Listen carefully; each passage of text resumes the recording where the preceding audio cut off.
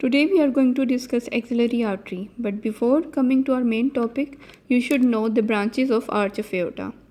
Arch of aorta gives three main branches. These are brachiocephalic artery, left common carotid artery, and left subclavian artery. Brachiocephalic artery further divides into right common carotid artery and right subclavian artery. Right and left subclavian artery continues in the form of axillary artery.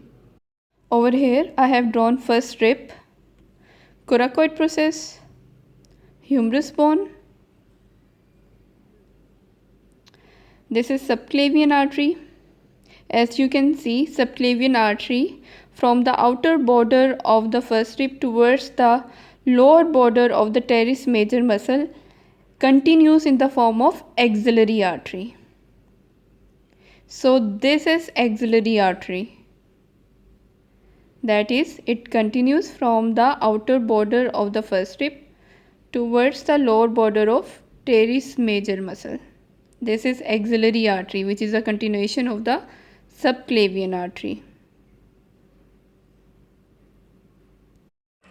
I have drawn two muscles, pectoralis minor muscle and teres major muscle. Pectoralis minor muscle that originates from 3, 5 and 6th rib and is inserted on the coracoid process.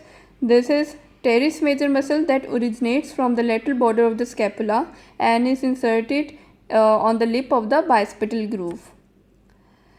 So as you can see that this is pectoralis minor muscle that divides the axillary artery into three parts. First part, second part and third part.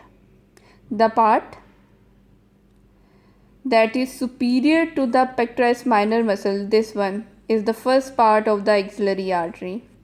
The part that is posterior to the pectoralis minor muscle, this one, is the second part of the axillary artery. The part which is inferior to the pectoralis minor muscle is the third part of the axillary artery. Branches of axillary artery from first, second and third part. First part gives one branch, that is superior thoracic artery. Second part gives two branches, one is thoracoacromial artery and second one is lateral thoracic artery. So two branches arises from the second part of the axillary artery, one branch arises from the first part of the axillary artery and three branches arises from the third part of the axillary artery. From the first part of the axillary artery, superior thoracic artery arises. As you can see in the diagram, it descends downward, forward, medially, passes between the pectoral muscles, supply these muscles and the thoracic wall. So from the first part of the axillary artery, superior thoracic artery arises. Now let us discuss the branches of second part of the axillary artery. Second part of the axillary artery is present posterior to the pectoralis minor muscle. This is the second part of the axillary artery. Second part of the axillary artery gives two branches. One is thoracoacromial artery and second one is lateral thoracic artery. Thoracoacromial artery further gives following branches.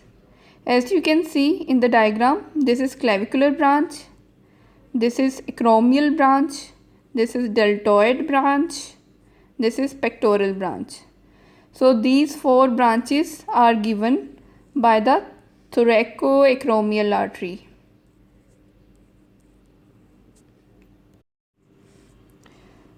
Clavicular branch of thoracoacromial artery, as you can see in the diagram, runs supromedially, supply the acromioclavicular joint and subclavius muscle. Acromial branch of the thoracoacromial artery runs upward, crosses the coracoid process and finally reaches the acromial process of the scapula where it anastomoses with other arteries. So acromial branch of thoracoacromial artery takes part in the anastomosis around the acromial process of the scapula. Deltoid branch crosses the deltopectoral groove, supply the deltoid muscle and pectoralis major muscle. As you know that deltopectoral groove is a groove that is present between the pectoralis major muscle and deltoid muscle. So After reaching it, it supplies these muscles. Pectoral branch.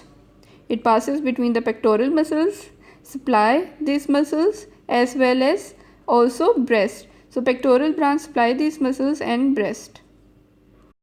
Second branch that arises from the second part of the axillary artery is lateral thoracic artery, as you can see in the diagram. This is lateral thoracic artery that runs along the lower border of the pectoralis minor muscle. It gives some lateral branches, lateral membrane branches to the breast and also supply these muscles. Now let us discuss the branches that arises from the third part of the axillary artery. Third part of the axillary artery gives three branches: posterior circumflex humeral artery, anterior circumflex humeral artery and subscapular artery. Anterior circumflex humeral artery arises from the third part of the axillary artery. It encircles the surgical neck of the humerus and anastomoses with the posterior circumflex humeral artery. So anterior circumflex humeral artery anastomoses with the posterior circumflex humeral artery. Anterior circumflex humeral artery emerges at the lower border of the subscapularis muscle. It also gives ascending branch. I have drawn ascending branch that supply the head of the humerus as well as also the shoulder joint. So anterior circumflex humeral artery also gives ascending branch that supply the head of the humerus and the shoulder joint. Posterior circumflex humeral artery arises from the third part of the axillary artery. It winds around the surgical neck of the humerus and anastomoses with the anterior circumflex humeral artery. So this posterior circumflex humeral artery anastomoses with anterior circumflex humeral artery. Posterior circumflex humeral artery emerges at the lower border of the subscapularis. It supplies the deltoid muscle as well as muscles of the quadrangular space that we will discuss later. Subscapular artery arises from the third part of the axillary artery. It descends downward along the lower border of the subscapularis muscle, terminates at the inferior angle of the scapula. At the inferior angle of the scapula, it gives branches to the latissimus dorsi muscle as well as serratus anterior muscle. Subscapular artery also gives circumflex scapular artery. This is circumflex scapular artery that winds around the lateral border of the scapula, passes between the teres minor muscle slips. As you know, teres minor muscle is present at the lateral border of scapula. After passing through the lateral border of the scapula, it gives branches such as infraspinous branch and subscapular branch. Infraspinous branch and subscapular branches anastomose around the scapula. So the branches of the circumflex scapular artery are taking part in the anastomosis around the scapula.